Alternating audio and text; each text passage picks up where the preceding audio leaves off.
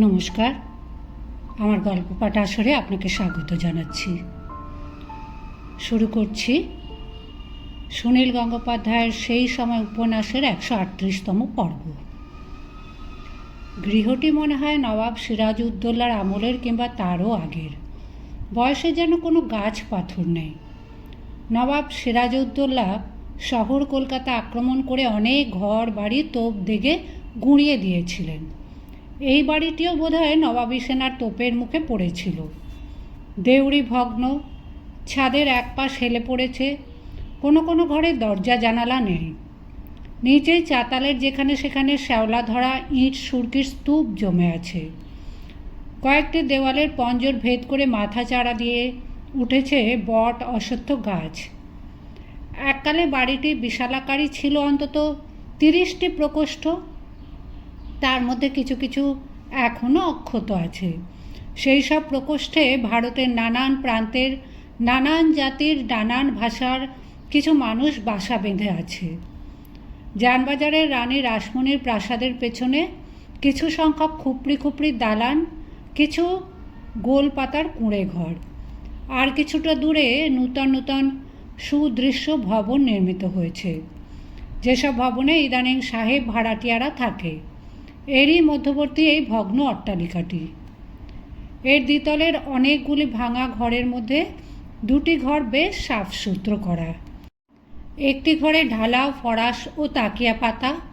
সে ঘরটি যেন হট্ট মন্দির। সেখানে কে কখন আসছে যাচ্ছে তার কোনো ঠিক নেই। অন্য ঘরটি আয়তনে অনেক বড়। তার এক পাশে সোফা কোচ, অন্য পাশে পরস্পর যুক্ত কয়েকটি তক্তপোষের ওপর জাজিম পাতা, মধ্যস্থলে লাল গালিচা। সেখানে কখনো কখনো নৃত্য প্রদর্শিত হয়। নবীন কুমার একটা কৌচে হেলান দিয়ে বসে দেখছে এক পশ্চিম দেশীয় যুবতীর নৃত্য। যুবতীটিকে ঠিক লাস্যময় বলা চলে না। তার নৃত্যের মধ্যেও মোহবিলাস নেই। প্রায় সর্বাঙ্গ ঢাকা অতিশয় আঁট পোশাক পরিধান করে আছে যুবতীটি। এক তবলিয়ার বোলের সঙ্গে সঙ্গে সে প্রায় অঙ্কের ছক মেলানোর মতন পদক্ষেপ করে যাচ্ছে এবং মাঝে মাঝে সমের মুখে এসে সে এবং তবলিয়াটি একসঙ্গে বলে উঠছে ধা। এই জাতীয় নৃত্যবাদ্য বিশেষ দেখার বা শোনার অভ্যেস নেই বলে নবীন কুমার এর ঠিক রস গ্রহণ করতে পারছে না। সে হাতের মদিরার গেলাসে চুমুক দিচ্ছে মাঝে মাঝে। তার ভ্রুদ্বয় কুঞ্চিত। কোনো কিছু ঠিক মতন বুঝতে না পারলেই সে বিরক্ত হয়। এই নৃত্য পদক্ষেপ এবং তবলার বোলের অঙ্কগুলি তাকে অবশ্যই শিখতে হবে। মাঝে মাঝে গোলকরাম মুলুকচাঁদ এসে বলছেন, আরে লুবিন বাবু, গেলাস একদম খালি, আবার লিবেন তো, হামায় বুলাবেন তো। নবীন কুমার আপত্তি করে না, শূন্য গেলাসটি এগিয়ে দেয়। মুলুকচাঁদ আবার ভর্তি করে আনেন। মুলুকচাঁদের রসগোল্লার মতন গোল মুখখানি সদা হাস্যময়। এই গোলকরাম মুলুকচাঁদ হরিশ মুখুজ্জের বিশেষ প্রিয় পাত্র। হরিশ যখন প্রথম যৌবনে এক নিলামওয়ালার গুদামে চাকরি করতেন, সেখানে ইনি ছিলেন তার সহকর্মী। সেই জীবন থেকে হরিশ অনেক দূরে সরে এসেছেন। নিলামওয়ালার গুদামের সামান্য কেরানির বদলে হরিশ এখন কলকাতার বুদ্ধিজীবী সমাজের শিরোমণি। যেমন এদেশে সম্ভ্রান্ত ব্যক্তিবর্গ, তেমনিও ইংরেজরা এক ডাকে তাঁর নাম জানে। তবু হরিশ এই পুরাতন সহকর্মীর সঙ্গে সখ্য বজায় রেখে চলেছেন। গোলকরাম মুলুকচাঁদ আর সেই নিলামওয়ালার কর্মচারী নন। একসময় তিনি নিজেই স্বতন্ত্রভাবে নিলামের কুঠি খুলেছিলেন। প্রায় 5-6 বছর আগে হঠাৎ তার ভাগ্য একেবারে ফিরে গেছে। এই জরাজীর্ণ অট্টালিকাটি তিনিই ক্রয় করেছেন, কিন্তু এটা মেরামত করার ব্যাপারে তার কোনো উৎসাহ নেই। গোলকরাম মুলুকচাঁদ মানুষটি বড় বিচিত্র। অপরের সেবা করাই যেন তার জীবনের একমাত্র আনন্দ। এই পোড়ো বাড়ির মধ্যে কী করে যে অঢেল খাদ্য পানীয়ের সরবরাহ হয় তা বোঝা দুষ্কর।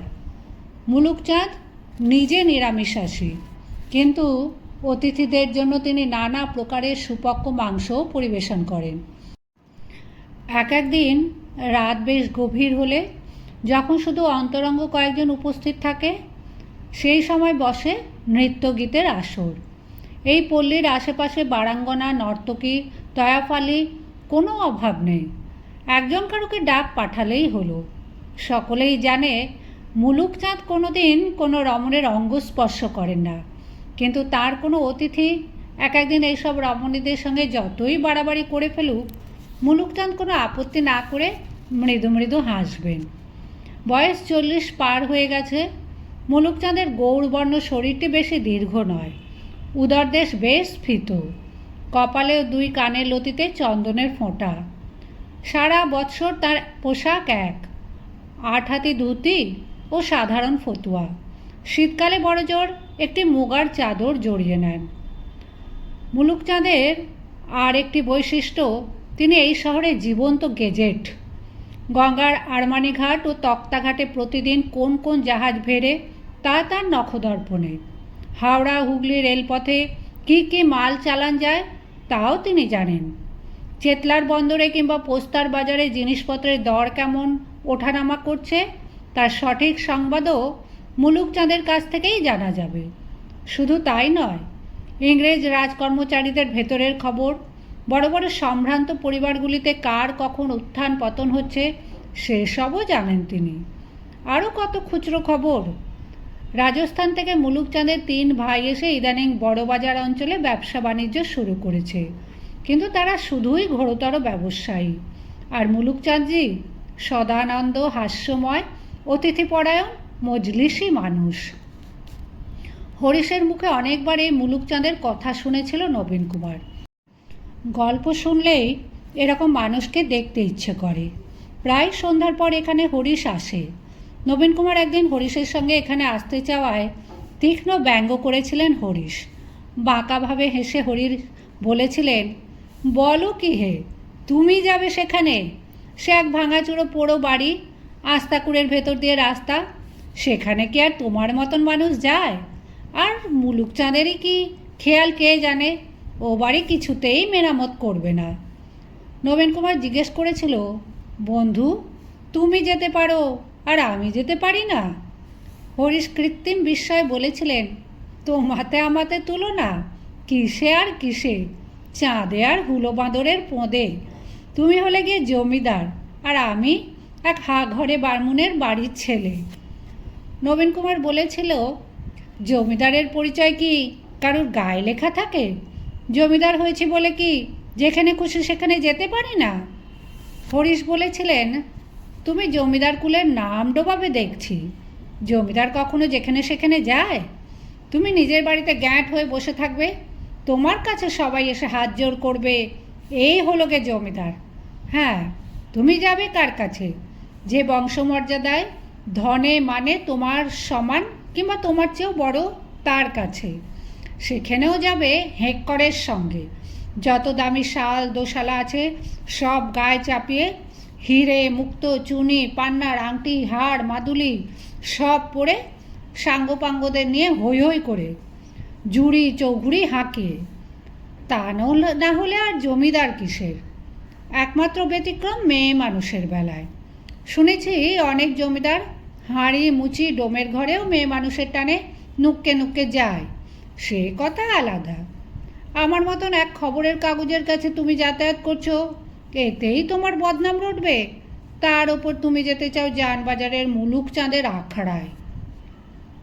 যেখানে বাধা সেইখানেই নবীন কুমারের জেদ। বাল্যকাল থেকেই নবীন কুমার মদ্যপানকে ঘৃণা করে এসেছে। তা কারুর উপদেশ বা নিষেধে নয়, নিজেরই রুচিতে। কিন্তু হরিশ যেদিন বললেন যে নবীন কুমার মদ্যপান করতে ভয় পায়, অচেনা কোনো জিনিসকে জানার সাহস তার নেই, সেই দিনই সে ক্ষেপে উঠল। নিজের কাছে করা প্রতিজ্ঞা ভেঙে সে সুরা গলাধ্যকরণ করল। প্রথম কয়েকদিন তার ঠিক সহ্য হয়নি, বমি হয়েছে। কিন্তু হরিশের কাছে অপদস্থ হবার ভয় সে বমি মুছে আবার পান করেছে। কয়েক মাস কেটে যাওয়ার পর এখনও সুরাপান তার ঠিক ধাতস্থ হয়নি। প্রথম প্রথম স্বাদ অত্যন্ত বিশ্রী লাগে, তবু জোর করে চালিয়ে যায়। মুলুকচাঁদের আখড়া সম্পর্কেও নবীন কুমারের জেদ জেগে উঠল। সে জমিদার হলেও অন্যান্য জমিদারদের রীতিনীতি সে অনায়াসে লঙ্ঘন করতে পারে, সে সব পারে। একদিন জোর করেই হরিশের সঙ্গে চলে এসেছিল এখানে। প্রথম দর্শনেই হরিশ পরিচয় করিয়ে দেবার আগেই মুলুকচাঁদ চিনতে পেরেছিলেন নবীন কুমারকে। সত্যি বিস্ময়কর এই লোকটির ক্ষমতা। নবীন কুমারকে দেখেই বলেন, আসুন আসুন, রামকঙ্গল সিংহি বাবুজির পুত্রা হামার কোঠিতে এসেছেন। কি সৌভাগ্য হামার, এ গরিবখানায় আপনাকে নিয়ে কোথায় বসাবো। বিন্ধু মুখার্জি বাবু কেমন আছেন? আপনার মা জননীর তবিয়ত স্বাস্থ্য ভালো আছে তো? হরিশ বলেছিলেন, এ আমার বেরাদর, দোস্ত, সব কিছু। দেখো এর যেন কোনো রকম অযত্ন না হয়, বড় মানি লোক। মুলুকচাঁদ বলেছিলেন, আরে রামো রামো, আমাদের এই ভাঙা কুঠিতে বাবুজি লিজে এসে পা দিয়েছেন, সে কি আমাদের খাতিরের পরোয়া করবেন উনি? সব কিছু লিজের বলে ধরে নিবেন। প্রথম দিনই মুলুকচাঁদের আখড়ায় দুটি চমকপ্রদ খবর শুনল নবীন কুমার। পানীয় খাদ্য দিয়ে আপ্যায়ন করার পর মুলুকচাঁদ বলেন, আজ তো নানা সাহেব 10 বার মরে গেলেন। হরিশ হাসতে হাসতে বলেন, তাই নাকি? তুমি গুনেছ মুলুক? মুলুকচাঁদ বলেন, हाँ जरूर। तुहार মনে নেই হরিশ? 9 বারের বার নানাজি মরলেন গয়া টাউন में, 8 বার মরলেন মথুরায়। হরিশ জিজ্ঞেস করলেন, তা এবার মরলেন কোথায় নানা? মুলুকচাঁদ বলেন, আজ খবর এসেছে কি নানা সাহেব और একবার মরলেন নেপালে। হরিশ বলেন, আরও কতবার মরেন উনি দেখো, আমি তো বোধ করি উনি অন্তত 100 বার না মরে ছাড়বেন না। মুলুকচাঁদ বলেন, তা ভি হতে পারে, ধুন্দুপন্থ বহুত ধুরন্ধর আদমি আছে। নবীন কুমারের এসব কথাবার্তা সবই ধাঁধা বলে মনে হচ্ছিল। নানা সাহেবের বারংবার মৃত্যু সংবাদ রটনার বিষয় সে অবহিত ছিল না। দ্বিতীয় ঘটনাটি আরও চমকপ্রদ। কাফরিদের মতন চেহারার এক ব্যক্তি নাকি এক দড়িয়ার ঘোড়া এনেছে কলকাতায় বড় মানুষের কাছে বেচতে। হরিশ মুখার্জি জিজ্ঞেস করলেন, দড়িয়ার ঘোড়া আবার কি বস্তু? মুলুকচাঁদ বললেন, সমুন্দর থেকে উঠে এসেছে এই ঘোড়া, বিলকুল পক্কা সোনার মতন রং, এমন চমকদার ঘোড়া কেউ কভি দেখেনি। হরিশ বলল, ধ্যাত, সমুদ্র থেকে আবার ঘোড়া উঠে আসে নাকি? মুলুকচাঁদ বলেন, হ্যাঁ আসে, কেন আসবে না? সমুন্দর মন্থনে ঘোড়া উঠে এসেছিল। নবীন কুমারও অবিশ্বাসের হাসি হেসে উঠল। হরিশ নবীন কুমারের দিকে ফিরে বলেন, মুলুকচাঁদ কিন্তু কখনো পুরো আজগুবি কোনো সংবাদ বলে না, কিছুটা ভিত্তি থাকেই। মুলুক, তুমি ঘোড়াটা নিজের চোখে দেখেছ? মুলুকচাঁদ বলেন, হ্যাঁ, আপনার আঁখ সে দেখেছি, পার্সি বাগানে বাঁধা আছে, তুমিও দেখতে পারো। দড়িয়ার ঘোড়া কিনা জানি না, লেকিন এক আজীব জানোয়ার, আসলি সোনার মতন রং। দাম কত মাংছে জানো? কত? 1 লাখ রুপিয়া। তাহলে তো কালই একবার সন্ধান করতে হচ্ছে। 1 লাখ টাকা দিয়ে ঘোড়া কে কিনবে? সব ইমানদার বাবুরা দাম শুনে পিছু হাঁটছে। লাখো রুপিয়া, বাপরে বাপ। কাফরি লোকটা বলছে কি সে বর্ধমানের মহারাজার কাছে যাবে। ঘরের একপাশ থেকে রায়মোহন নবীন কুমারকে উদ্দেশ্য করে বলল, আমাদের ছোটবাবু ইচ্ছে করলে কিনতে পারেন, 1 লাখ টাকা তো ওর হাতের ময়লা। নবীন কুমার ঘাড় ঘুরিয়ে রূঢ়ভাবে উত্তর দিল, না, ঘোড়া কিনে বাজে খরচা করার মতন ইচ্ছে আমার নেই। হরিশ বললেন, দেখো গে, ও ঘোড়ার গায়ের চামড়ার একটু ঘষা দিলেই সোনার বদলে পোড়া কাঠের বর্ণ বেরিয়ে আসে কিনা? মুলুকচাঁদ বললেন, বহুত লোক দলাই মলাই করে দেখেছে, রং একেবারে পাক্কা, ঝিলকি দিচ্ছে। এইসান ঘোড়া আগে কেউ দেখেনি, এবার ঠিক। কিছুক্ষণ পরে কথাবার্তা আবার চলে গেল বিষয়ান্তরে।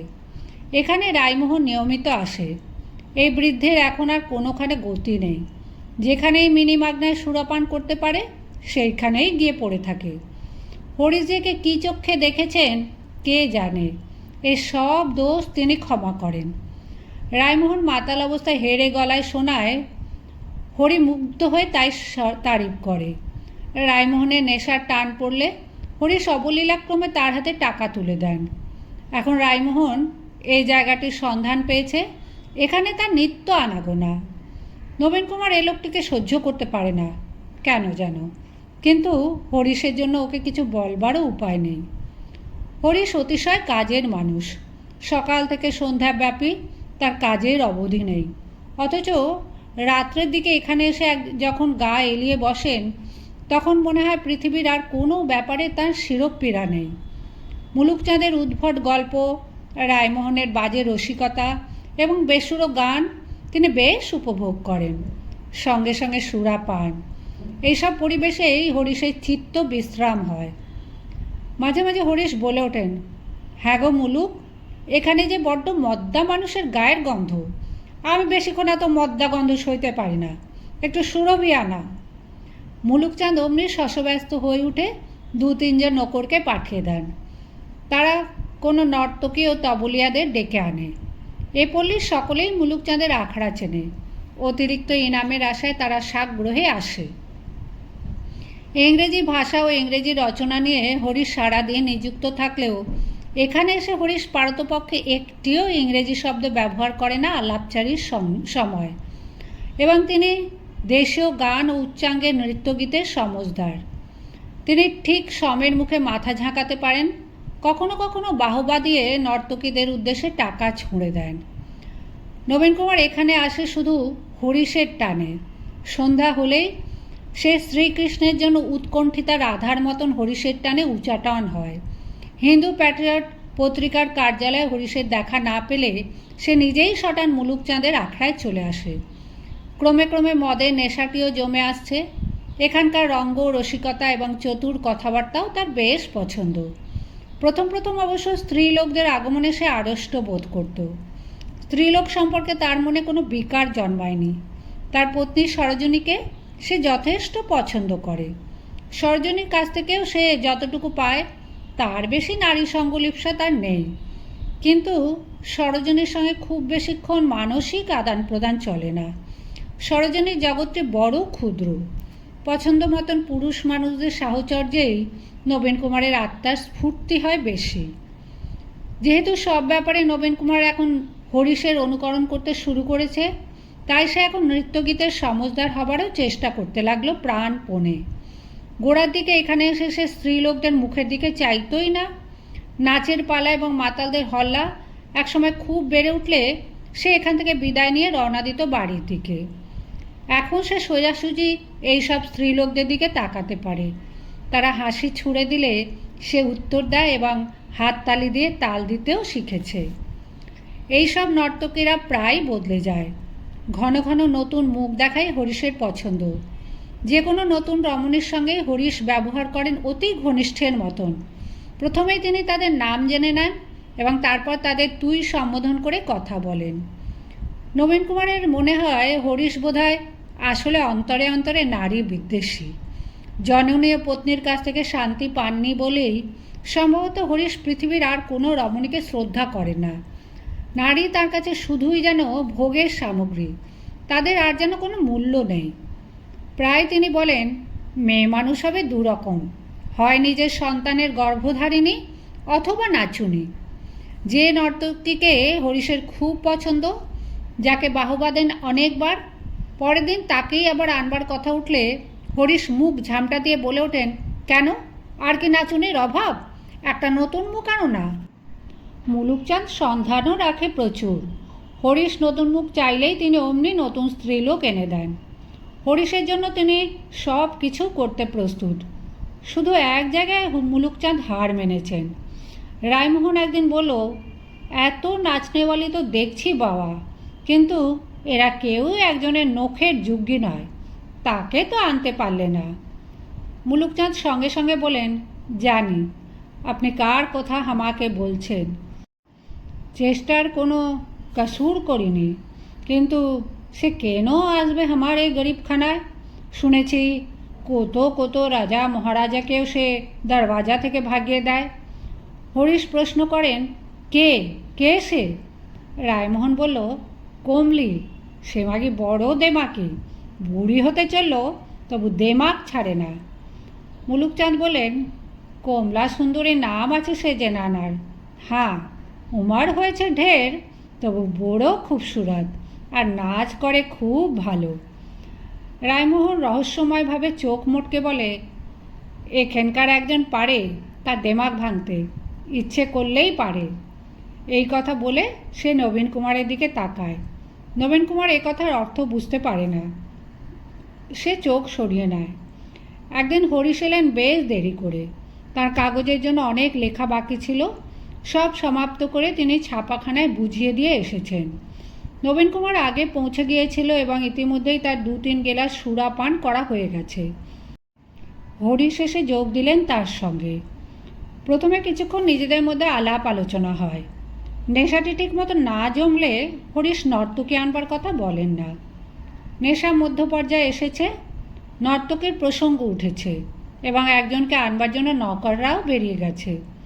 এই সময় মুলুকচাঁদ হরিশকে বললেন, ও একটা ভারী জবর খবর বলতে বিলকুল ভুলে গিয়েছিলাম হরিশ, এইমাত্র ইয়াদ হলো।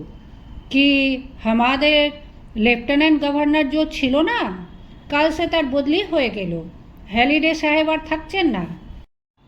হরিশ চমকে উঠে বলেন, হ্যাঁ, হ্যালিডে আর লেফটেন্যান্ট গভর্নর থাকছেন না?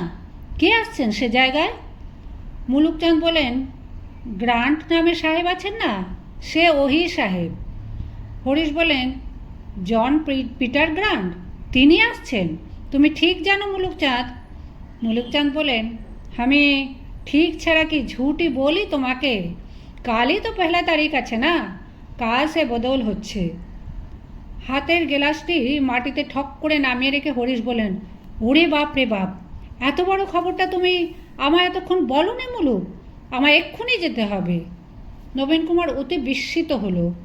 লেফটেন্যান্ট গভর্নরের বদলের সংবাদে এতখানি কী গুরুত্ব আছে সে কিছুই বুঝল না। এক সাহেবের জায়গায় আর এক সাহেব আসবে, এতে আর নতুনত্ব কোথায়? তার প্রশ্নের উত্তরে হরিশ বললেন, তুমি বুঝতে পারলে না নবীন, অবস্থা অনেক বদলে গেল। এই হ্যালিডে আমাদের কম ক্ষতি করেছে? আমি আশাও করিনি যে বিদায় নেবে। আমি নীল চাষিদের হয়ে লড়ছি, আর ওই হ্যালিডে নীল চাষিদের দুশ্মন। সে সব সময় নীলকর সাহেবদের স্বার্থ দেখে। সে সবচেয়ে বদমাশ নীলকরদের বেছে বেছে তাদের অতিরিক্ত ম্যাজিস্ট্রেটি ক্ষমতা দিয়েছে। বারাসতের ম্যাজিস্ট্রেট চাষিদের দুঃখ বোঝেন। তিনি চাষিদের স্বার্থ রক্ষা করার জন্য একটা আইন জারি করেছিলেন। এই হ্যালিডে বেটা তার চাকরি খাওয়ার তালে ছিল। আমি চললুম, তোমরা থাকো। নবীন কুমার জিজ্ঞেস করলো, এত রাতে তুমি এজন্য কোথায় যাবে? হরিশ বলেন, তুমি বুঝতে পারছো না, অবস্থা কত বদলে গেল। আমার কাগজের সব লেখাগুলি পাল্টাতে হবে। এখনই আবার নতুন করে লিখব।